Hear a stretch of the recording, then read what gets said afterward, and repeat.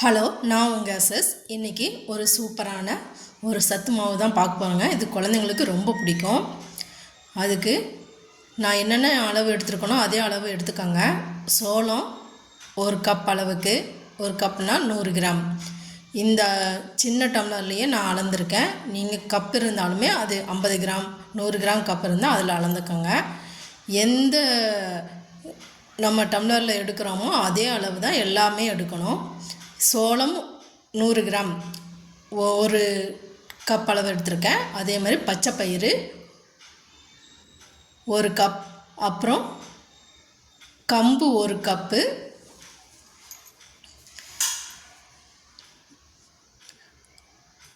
கேழ்வரகு 1 கப்பு,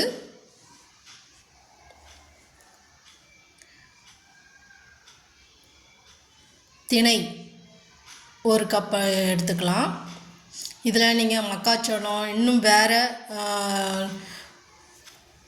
தானியங்கள் சேர்க்கறதுனாலும் நீங்கள் சேர்த்துக்கலாம். நான் சம்பா கோதுமை எடுத்திருக்கேன். நீங்கள் சாதாரண கோதுமை கூட எடுத்துக்கலாம். அது 1 கப் எடுத்துக்கிட்டோம். இதில் கலந்துருக்கிறது எல்லாமே நல்ல புரோட்டீன் சத்தோட அயன் சத்தும் சேர்ந்ததுங்க. சிவப்பரிசி இது ரொம்ப சத்தானது. அதுவும் 1 கப் அளவுக்கு எடுத்திருக்கோம். பாருங்கள், எல்லாமே ஒவ்வொரு கப்பு எடுத்திருக்கோம். அதுக்கப்புறம் ஜவ்வரிசி 50 கிராம் எடுத்தாலே போதும். 50 கிராமுக்கு கீழே எடுத்த கூட ஓகே தாங்க. ஆனால் 50 கிராம் எடுத்துக்காங்க, நல்லாயிருக்கும். ஏன்னா அது திக்னஸை கொடுக்கும். அப்புறம் நிலக்கடலை 1 கப், அதாவது 100 கிராம் அளவு எடுத்திருக்கோம். அப்புறம் பொட்டுக்கடலை, அதுக்கு முன்னாடி சுக்கு ஒரு 5 கிராம் எடுத்தால் போதும். பொட்டுக்கடலை 100 கிராம். இது எல்லாமே நீங்கள் வறுக்கவோ எதுவுமே செய்யவே வேண்டாங்க. கடையிலேருந்து வாங்கி கல் மண்ணெல்லாம் இருக்கான்னு மட்டும் நீங்கள் பார்த்துக்கோங்க. பார்த்துட்டு இதையெல்லாம் ஒரு தடவை நல்லா வாஷ் பண்ணிக்கோங்க. வாஷ் பண்ணிவிட்டு நீங்கள் காய வச்சா போதும். அப்புறம் பாதாம் 20 கிராம், முந்திரி 20 கிராம்,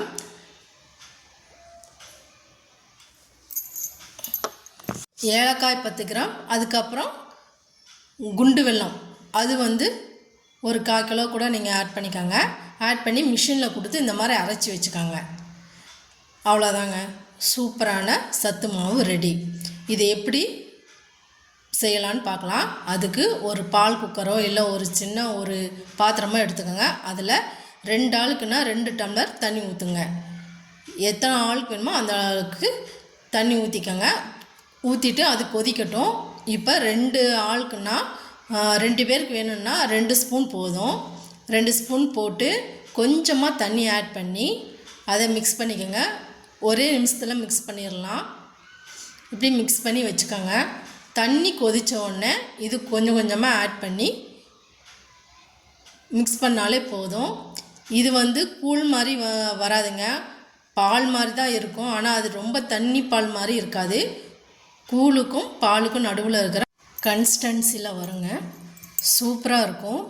இது பிள்ளைங்க இதில் நிறையா புரோட்டீன் சத்து, அயன் சத்து, விட்டமின்ஸ் எல்லாம் சேர்ந்துருக்கிறதுனால மணமாகவும் இருக்கும். பிள்ளைங்க இது பால் குடிக்காத பிள்ளைங்க கூட இதை விரும்பி சாப்பிடுவாங்க, குடிப்பாங்க.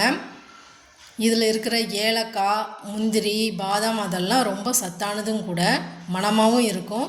அதனால் பிள்ளைங்க வேண்டானே சொல்ல மாட்டாங்க. நம்ம ஹார்லிக்ஸ் அந்த மாதிரி எப்படி விரும்பி குடிக்கிறாங்களோ அதே மாதிரி இதையே ரொம்பவும் விரும்பி குடிப்பாங்க.